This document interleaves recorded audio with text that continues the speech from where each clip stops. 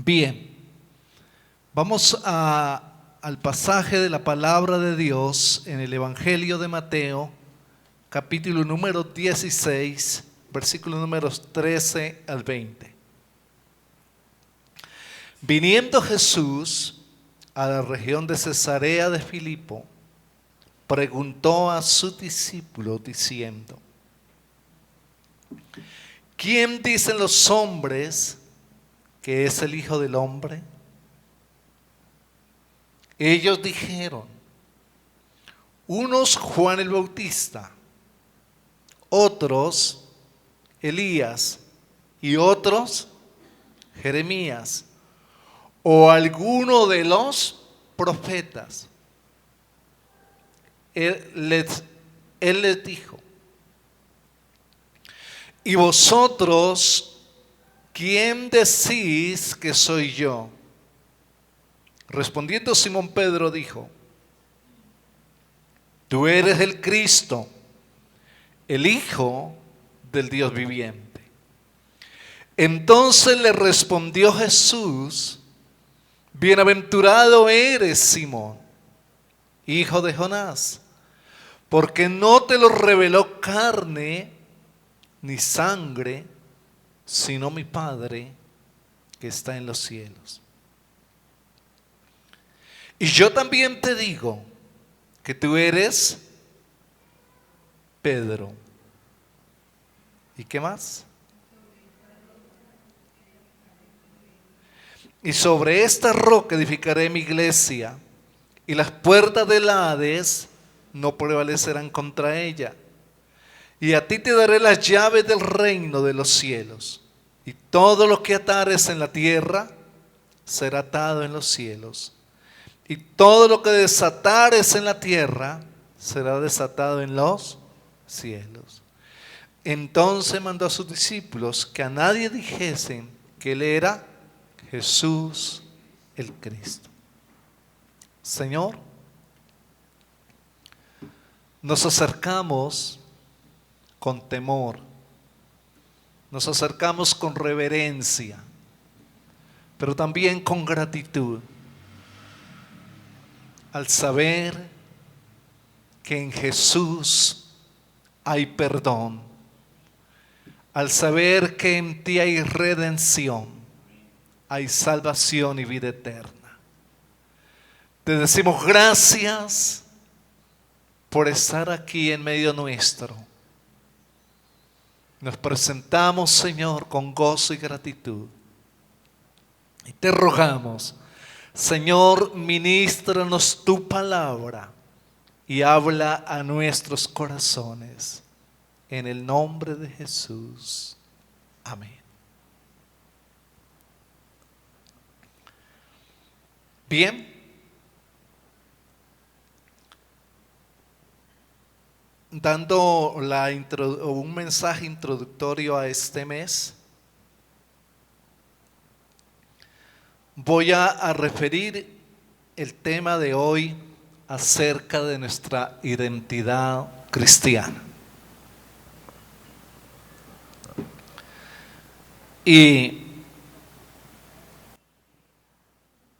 para tomar esa parte de nuestra identidad cristiana, valdría la pena hacer una correlación histórica. Si nosotros hemos indagado acerca de quiénes a nivel de familia, cómo llamaban nuestros abuelos, nuestros bisabuelos y nuestros tatarabuelos, y extendiendo un poquito cómo llamaban los tíos nuestros en esa línea, la probabilidad es que fácilmente pudiéramos decir: eso no nos interesa o no lo sabemos. Sin embargo, aunque nosotros le cobrásemos importancia a esto, lo que usted es en este momento, lo que usted es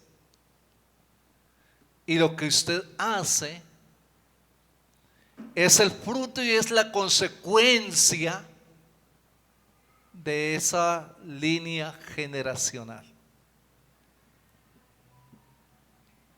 Ahora bien, vamos a entrarnos entonces en el tema de hoy, nuestra identidad cristiana. Este pasaje, quienes son de la iglesia local me han escuchado muchas veces, pero hoy va a tener un ingrediente adicional y creo que va a tener una riqueza muy especial porque no hemos tenido en cuenta el versículo 13 y hoy quiero darlo. Dice, viniendo Jesús, conmigo todos, a la región de Cesarea de Filipo. Detengámonos ahí. Viniendo Jesús a la región de Cesarea de Filipo. No sé quiénes de ustedes han tenido algunas experiencias que les han marcado y están asociadas a un lugar.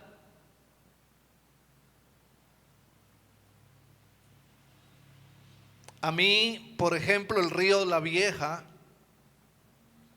cuando no esté en estas tierras, esté en otros lugares, el río La Vieja va a ser difícil de olvidar. Por la vez que Cristian Camilo y Juan Manuel casi se nos ahogan o ahogan. Y de ahí en adelante, cuando pienso en algún tipo de bautismo, siempre me genera una preocupación.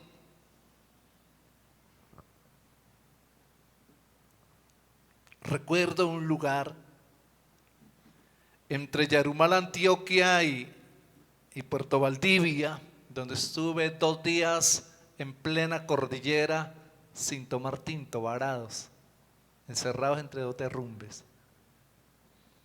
Los lugares lo marcan a uno.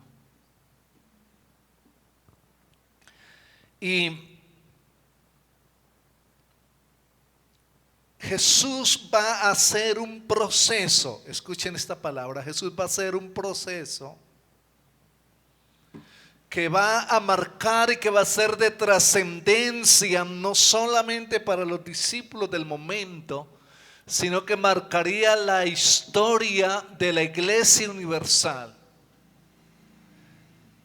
Y para tal efecto, Jesús debía de escoger un lugar donde iba a ocurrir ese episodio. Y el lugar que Jesús escoge para este episodio se llama ¿cómo? Vamos todos. Cesarea de Filipo. ¿Por qué se llama Cesarea de Filipo? ¿Por qué el texto bíblico menciona de esa manera? Es porque en el tiempo bíblico de Jesús habían 2 cesareas. No sé si usted sabía. Similar a como en Colombia hay algunos nombres de municipios que son repetidos. Había la Cesarea Marítima. Cuando hablamos de Cesarea Marítima, pudiéramos pensar de qué ciudad contextualizada en Colombia hoy, para que vayamos como comprendiendo el tema. Sí, una ciudad marítima. Hablaríamos de Buenaventura, hablaríamos de Barranquilla y hablaríamos de Cartagena, ¿verdad? Entonces, hay una Cesarea Marítima que es una Cesarea comercial. Ahora, ¿por qué se llama Cesarea? ¿Quién dice por qué se llama Cesarea? La respuesta es sencilla. Porque estamos hablando de un promedio de 450 años de historia en que Israel yace bajo el imperio romano. Y el imperio romano, quienes llegaban a usurpar el trono del imperio, se les denominaba con el nombre de los Césares. Entonces, cuando una ciudad o una nación iba a ser un centro de operación determinante, a esa ciudad se le ponía la etiqueta del nombre del César. Por eso se llamaba Cesarea Marítima. Ahora, en este contexto hay dos cesareas. Hay la Cesarea Marítima y existe la Cesarea que estamos mencionando aquí, Cesarea de Filipo. ¿Por qué el texto bíblico habla de Cesarea de Filipo? Porque Herodes el Grande tuvo unos hijos. ¿Recuerdan a Arquelao y a Felipe o Filipo? Entonces, ¿qué fue lo que hizo Filipo? Filipo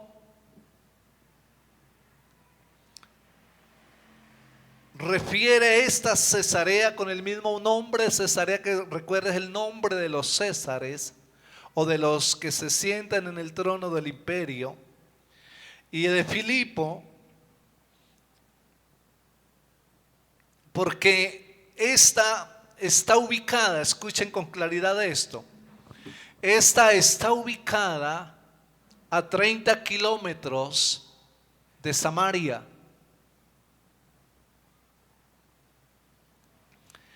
Más exactamente, esta Cesarea de Filipo hace parte del capítulo número 11, versículos 11 al 15 de Deuteronomio. Vamos a leer esa palabra que es muy, muy importante en este contexto bíblico. Deuteronomio 11 al 15. La tierra a la cual pasáis para tomarla es tierra de montes y de vegas, que bebe las aguas de la lluvia del cielo, tierra de la cual Jehová tu Dios cuida siempre. Están sobre ella los ojos de Jehová tu Dios, desde el principio del año hasta el fin del año.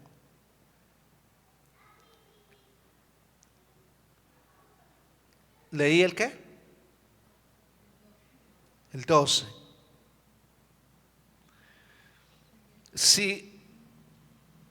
Si obedecieres ¿qué?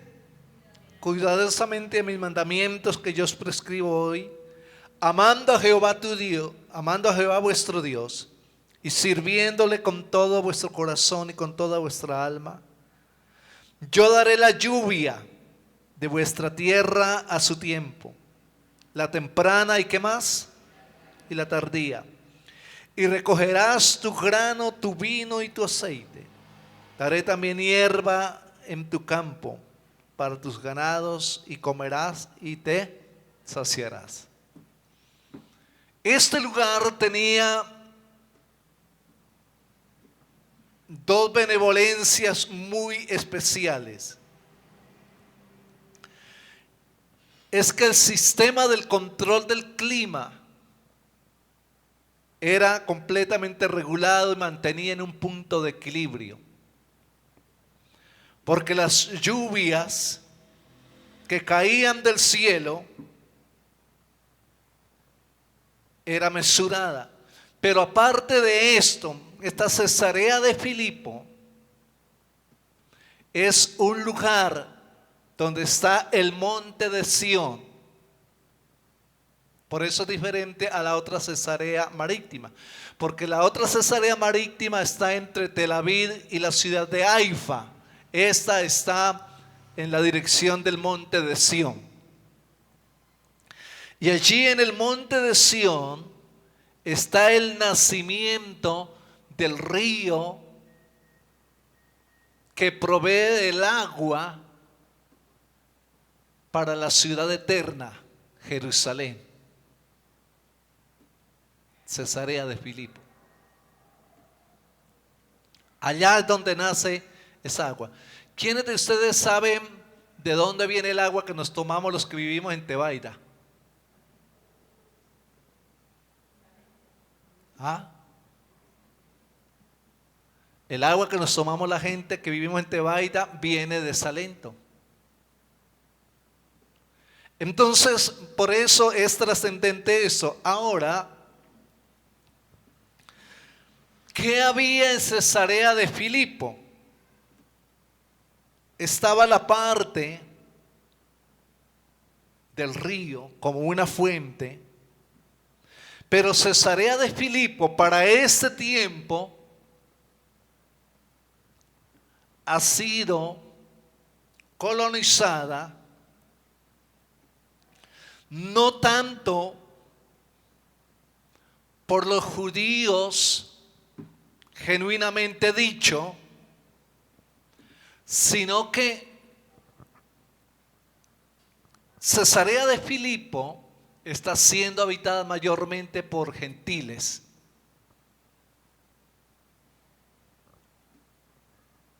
Samaritanos. ¿Usted sabe qué quiere decir samaritano?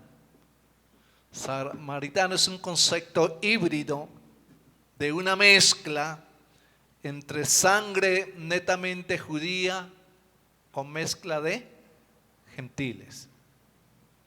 Ahora, Jesús escoge ese lugar, Cesarea de Filipo, para ir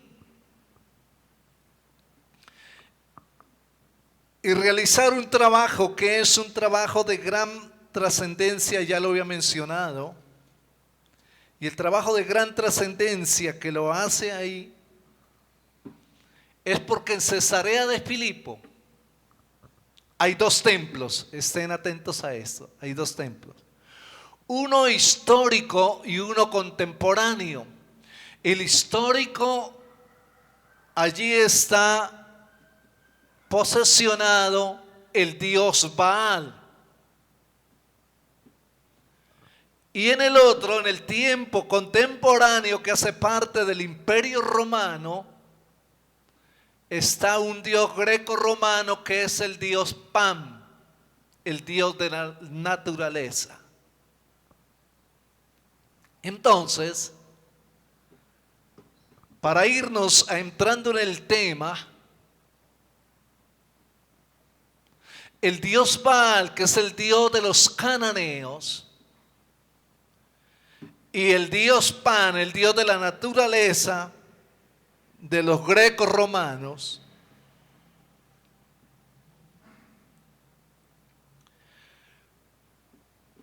son dos fuentes de deidades a las cuales se les brinda culto. Estamos mencionando que los samaritanos son ¿qué? Una raza ¿qué? Híbrida. Pero asimismo en su concepción de fe, en la concepción de fe, unos de ellos eran fariseos, otros de ellos eran saduceos, y en ese contexto pudiéramos entonces decir de que cuando se iba a hacer un trabajo de campo para buscar la identidad de quiénes eran ellos, ¿era sencillo encontrar la identidad o era compleja? La pregunta, ¿era sencillo o era complejo? Era complejo. Y era complejo porque tenían diferentes fuentes. Y dentro de esa complejidad, encontrar su identidad no era fácil. Y Jesús, escúcheme eso, por eso Jesús escoge a Cesarea de Filipo. Ahora ya estamos entendiendo el por qué Jesús escoge Cesarea de Filipo. Porque entonces Jesús, estando en Cesarea de Filipo, pudiéramos decir que Cesarea de Filipo es una ciudad, escuchen esta palabra, era una ciudad politeísta, es decir, donde habían varios dioses. Y al mismo tiempo pudiéramos mencionar que era una ciudad sincretista. Todos, ¿una ciudad qué? Sincretista, refiriendo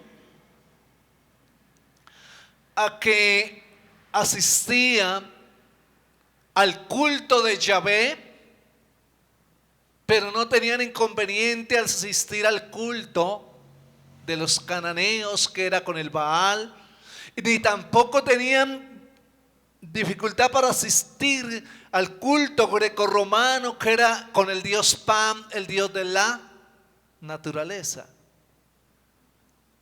Porque para ellos parecía que todo era ¿qué? Igual. Bajo ese contexto, entonces, la identidad allí era muy compleja. Y es allí donde Jesús escoge para hacer un trabajo de campo con los discípulos. Y el trabajo que Jesús hace de campo con los discípulos, hace un trabajo recurriendo a un recurso filosófico de un hombre llamado Sócrates. Sócrates es el autor de un proceso académico que llama, se me escapa el nombre. A ver, venga, me acuerdo. La mayéutica.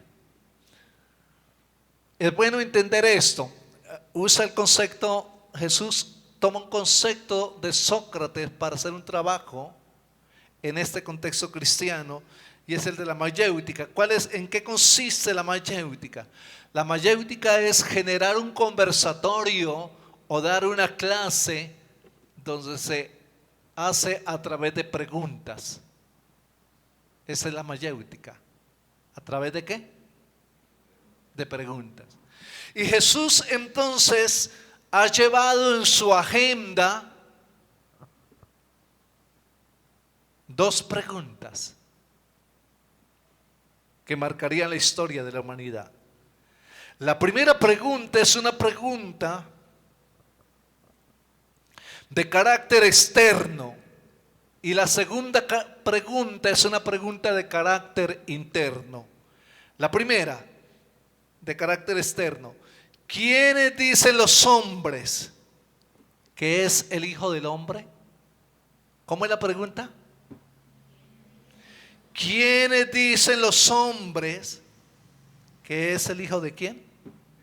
Del Hombre. Esa es una pregunta de carácter ¿qué? Externo. La pregunta de carácter externo está siendo dada en Cesarea de Filipo, donde ya dijimos que hay un politeísmo y que hay un ¿qué? Sincretismo.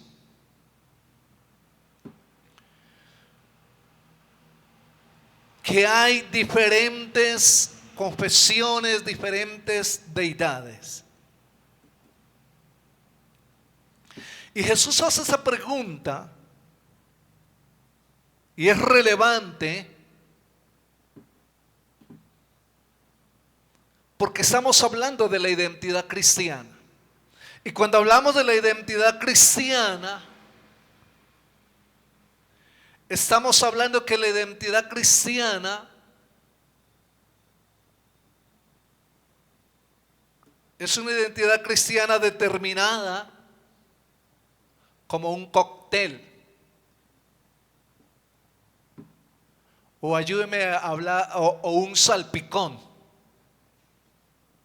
No sé cuántos han tomado salpicón, donde se le echa una variedad de frutas y sabe rico. pero usted para identificar cuál es cuál le da trabajo. Y frente a esto, entonces, esa pregunta de carácter externo, ¿quiénes dicen los hombres que es el Hijo del Hombre? Note que la pregunta es intencional. Jesús aquí está recurriendo hacia los efectos, escúcheme esto, hacia los efectos y el impacto que causa la cultura en la estructuración de la identidad de la persona.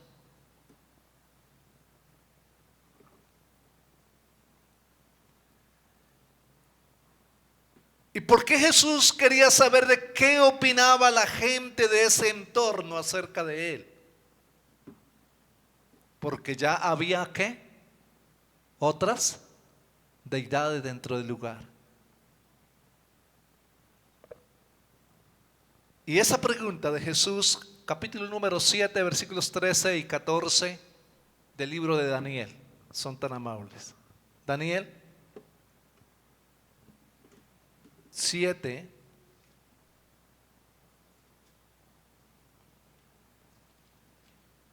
trece y 14.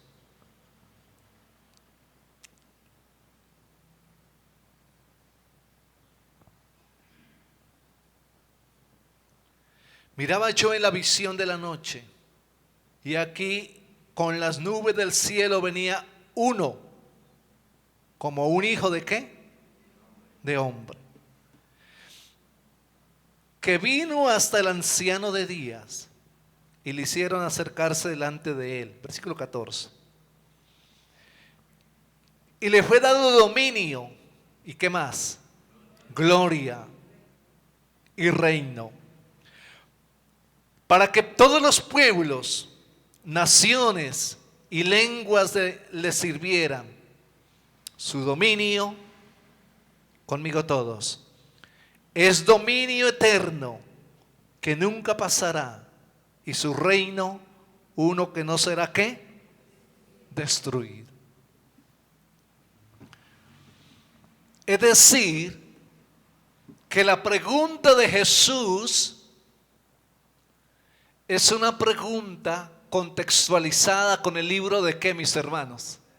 Con el libro de Daniel. Y es una pregunta que se denomina antropoteocentrista. Antropos, hombre, y teocentrista, basado en el teos, en el eterno, en el gran yo soy, en el Dios de Abraham, de Isaac y de Jacob. Esa es la pregunta generalizada a nivel externo. Ahora, dentro de esa pregunta vienen las respuestas. Vamos a recurrir, por favor, a las respuestas del auditorio presente ese día. Son 4 las respuestas. La número 1.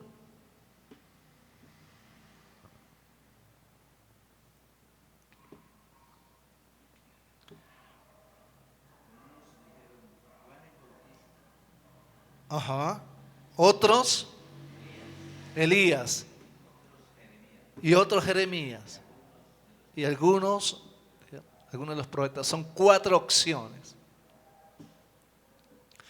La pregunta es, en esa introspección de diagnóstico del trabajo de campo, para identificar la identidad de este auditorio, de esta gente, ¿había una identidad definida? ¿Había una concepción clara y establecida? No, no la había. Y por eso la diversidad de respuestas.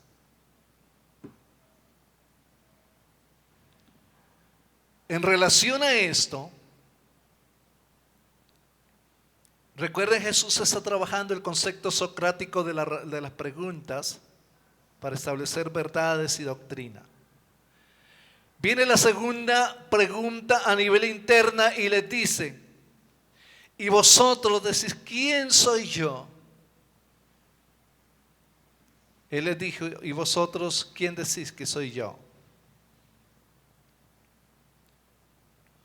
Respondiendo Simón, Pedro dijo: ¿tú eres quién? Todos, a ver, ¿tú eres quién? El Cristo, el Hijo del Dios viviente. Conmigo todos. Tú eres el Cristo, el Hijo del Dios viviente.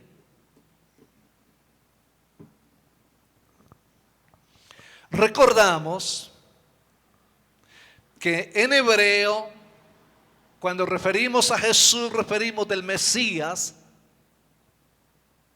Y cuando hablamos de Mesías, estamos hablando del ungido. Pero cuando hablamos de Cristo, que hace referencia al mismo Jesús, el Cristo, del griego Christos, hace referencia al mismo concepto de ungido. Ahora,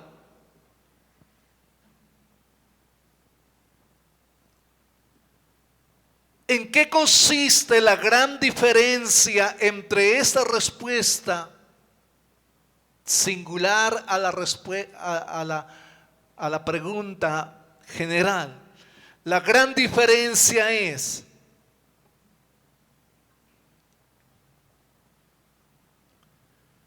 que los anteriores tenían una identidad compleja y difusa. Escuchen eso, compleja y ¿qué? Y difusa. Entre tanto de que esta respuesta va a permitir establecer una identidad clara, definida y concreta. La respuesta de Pedro dice: tú eres el Cristo, el Hijo del Dios viviente. Versículo número 17. Entonces le respondió Jesús: bienaventurado eres, ¿qué? Simón, hijo de Jonás, porque no te lo reveló ¿quién? Carne ni sangre, sino mi Padre que está en los cielos. Qué importante esto, ¿verdad? Bienaventurado eres Simón, hijo de Jonás, porque no te lo reveló carne ni sangre, sino mi Padre que está en los cielos. Esta respuesta de Pedro, que es a nombre de los 12 del grupo singular, es una respuesta que tiene dos componentes y quiero que lo tengan en cuenta. El primer componente que tiene esta respuesta es que tiene una revelación especial. Todos, a ver, ¿tiene qué, mis hermanos? Tiene una revelación especial guiada por el mismo Espíritu de Dios, por el mismo reino de Dios, para poder magnificar y reconocer la grandeza, la supremacía y la eternidad de Jesús. Tú eres el Cristo. ¿Quién? El Hijo del Dios viviente. Es decir, que aquí no era importante quién, Juan el Bautista. Aquí no era importante Elías. Aquí no era importante. Aquí no era importante. Aquí era importante y determinante de manera exclusiva Jesús. Identidad cristiana. Jesús.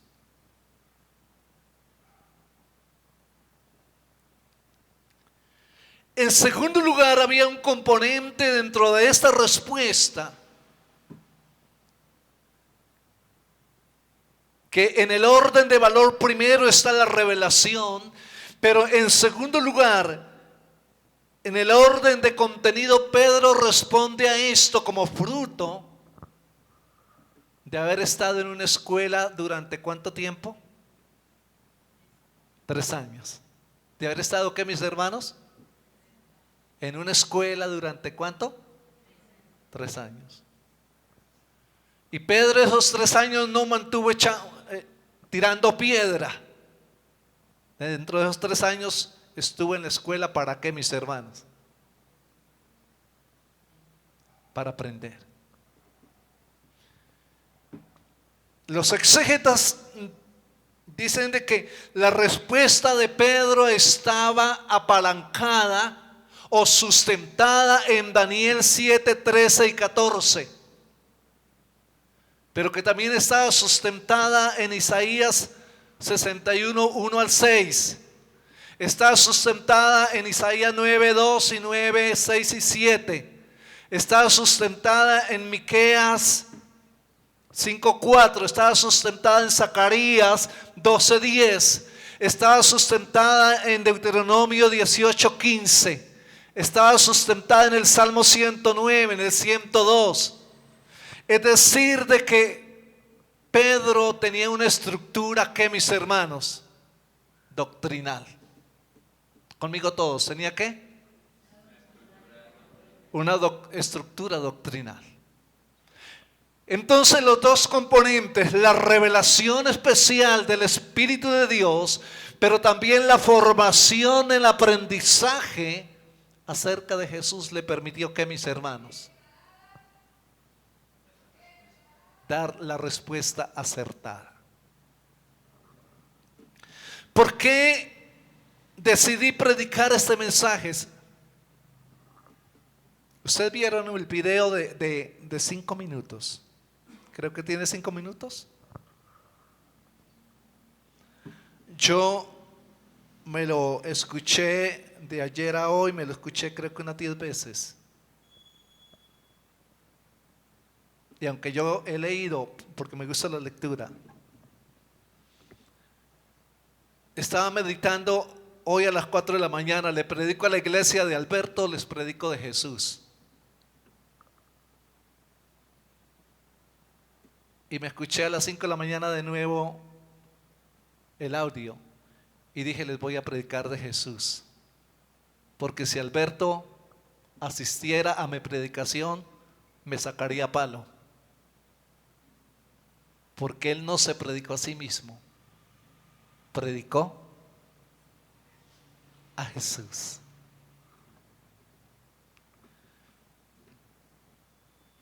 Y quiero hacer ese énfasis en este momento, porque en el versículo 18 dice, y yo también te digo que tú eres Pedro, y sobre esta roca edificaré mi iglesia, y las puertas del Hades no prevalecerán contra ella. Es decir, que había una identidad que, mis hermanos, clara, concreta, definida y determinada. Amén.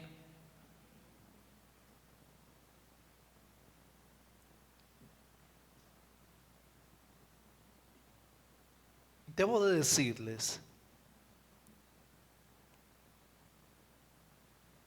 2 cosas al cierre de este mensaje. Desde entre el siglo segundo y tercero del cristianismo,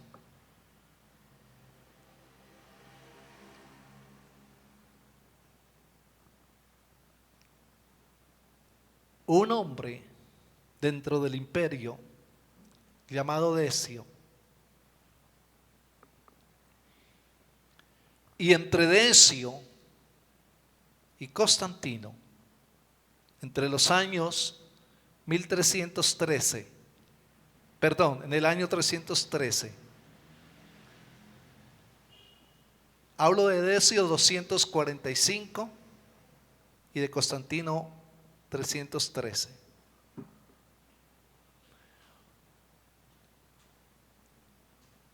Hicieron un proceso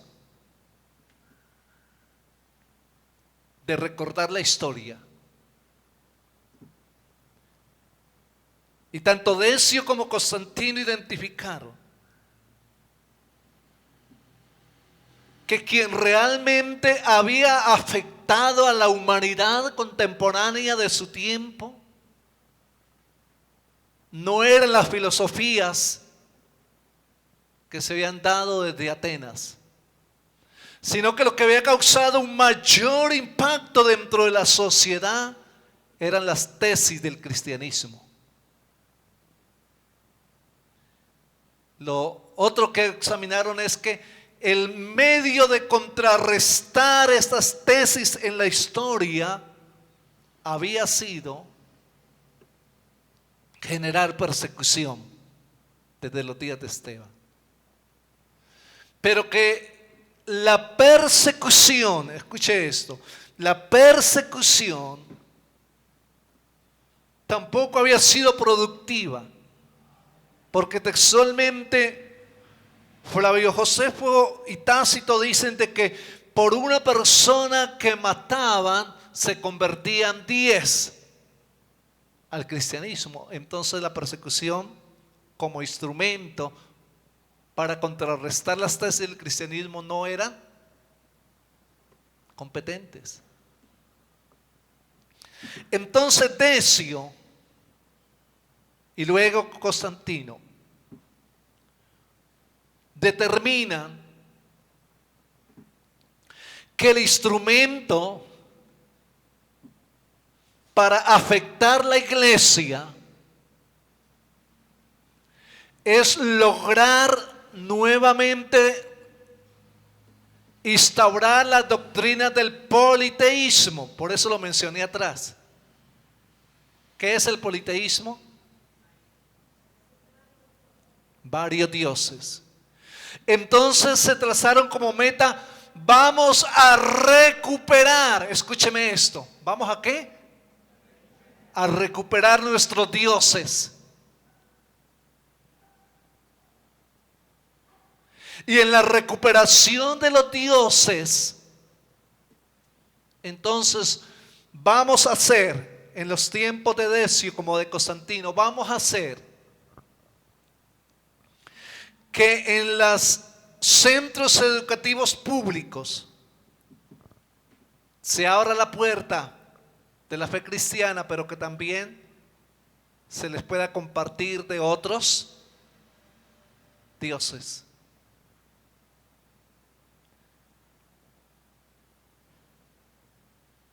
Y lo lograron, porque de ahí hubo la decadencia de la iglesia. Menciono esto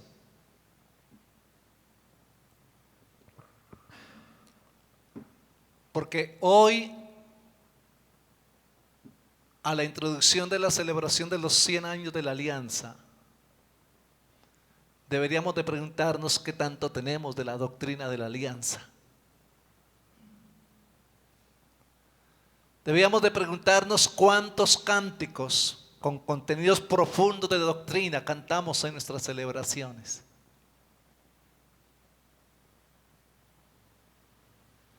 Deberíamos de preguntarnos en nuestra identidad cristiana.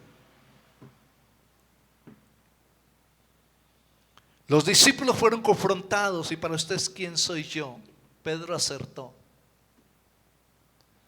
Si a nosotros ya no nos lleven a Cesarea de Filipo, pero que nos lleven a otro lugar público y nos pregunten acerca de nuestra fe. La pregunta es: ¿estamos preparados para dar prueba y presentar defensa de nuestra fe?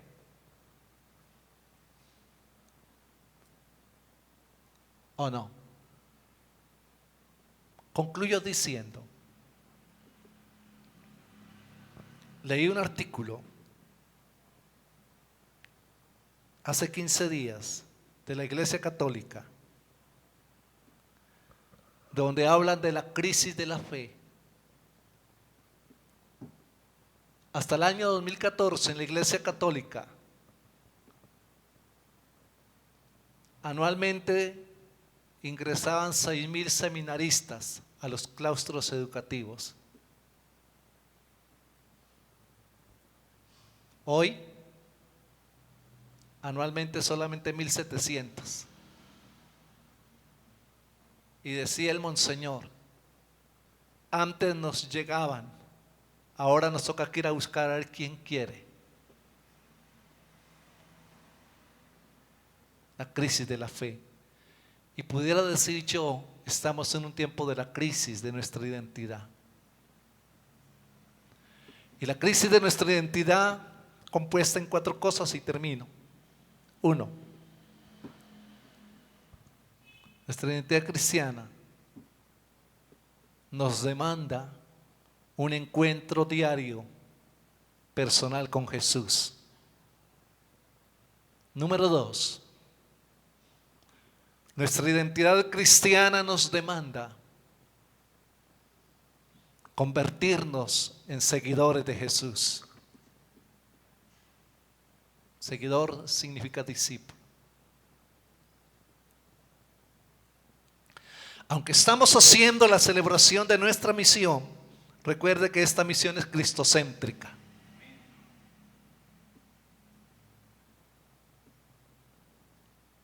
Yo he tenido crisis dentro de la misión. Y yo consideraría de que si así lo permite Dios, yo muero en esta misión.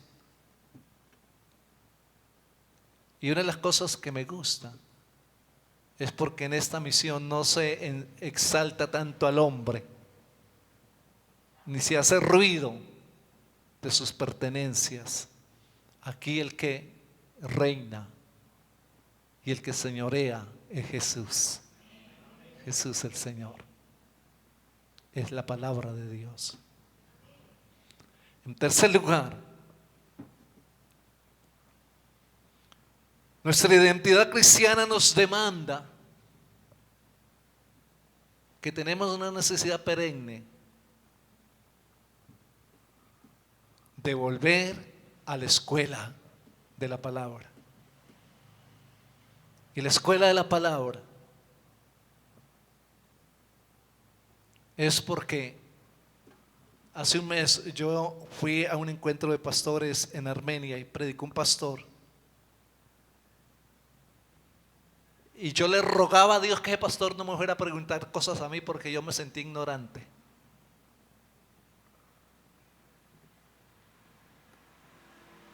Un seguidor de Jesús debe de anhelar volver a la escuela de la palabra. Cuarto lugar, nuestra identidad cristiana nos demanda estabilidad y permanencia en el tiempo. Nosotros no podemos ser esos muchachos, escúcheme esto, no podemos ser esos muchachos que se dan el lujo de que le dicen a los papás que quieren ingeniería de sistemas y van un mes y llegan a la casa y dicen que no, que mejor quieren ser arquitectos. Y después no, que mejor quieren ser abogados y manosean uno y manosean lo otro.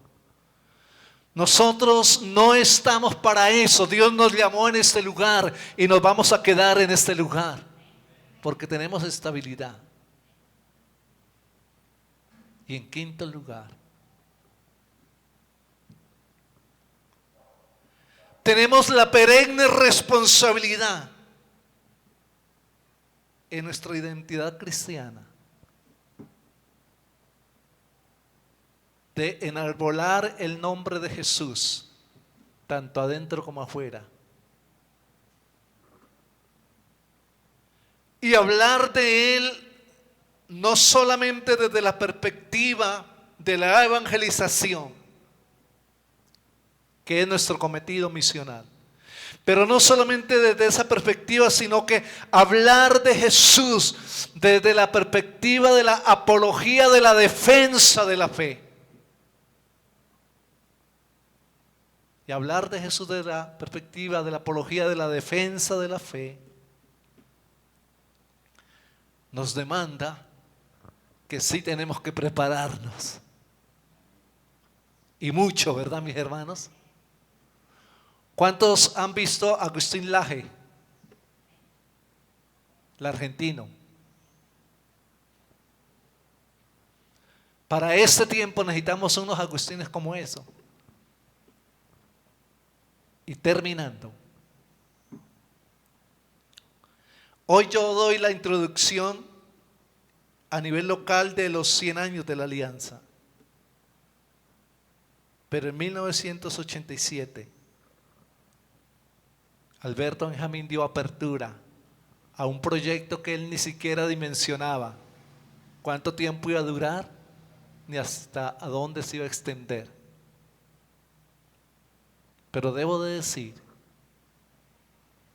que esta misión se ha sostenido porque los cimientos y sus fortalezas no son brazos de carne, sino que son directamente la mano de Dios sobre ella. Vamos a orar a Dios.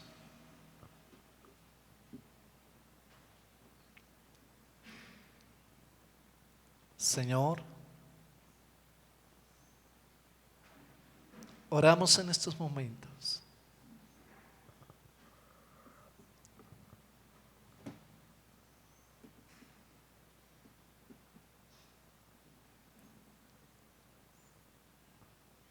Invocamos tu nombre.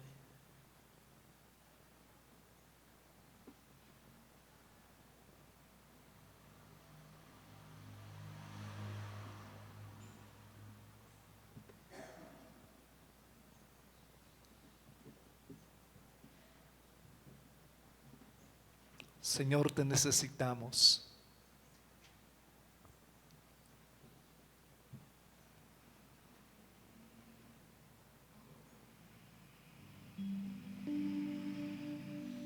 Por favor, tómanos de tu mano, Señor.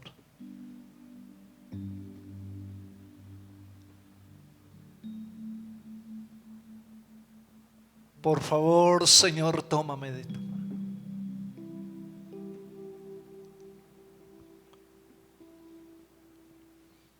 Señor, direcciona nuestros pasos.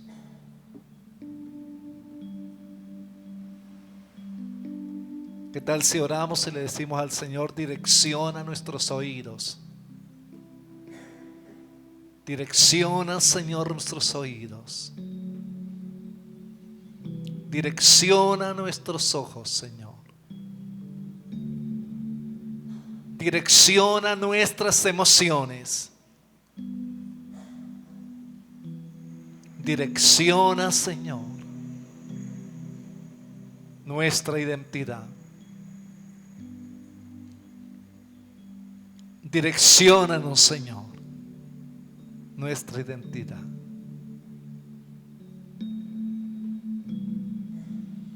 Al cierre de su palabra dice: las puertas del Hades no prevalecerán contra ella.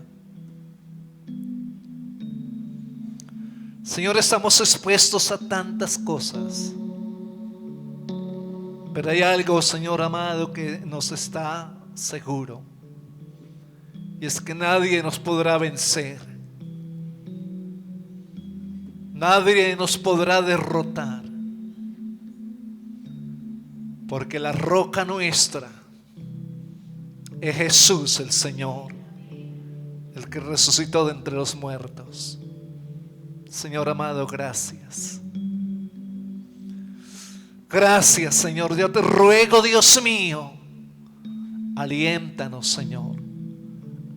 Levanta nuestras manos, nuestras rodillas paralizadas, afírmalas y susténtanos, Señor, para la gloria de tu nombre.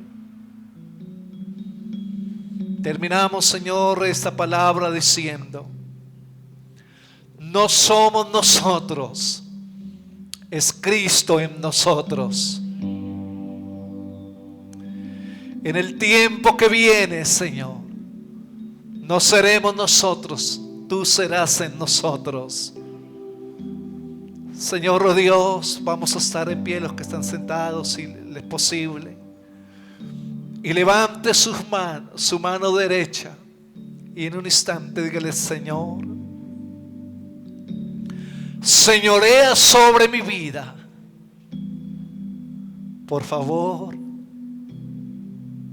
toma mi futuro, el norte, y dame sentido de destino en Cristo Jesús. Amén. Amén. Gloria a Dios. Vamos a participar de la cena.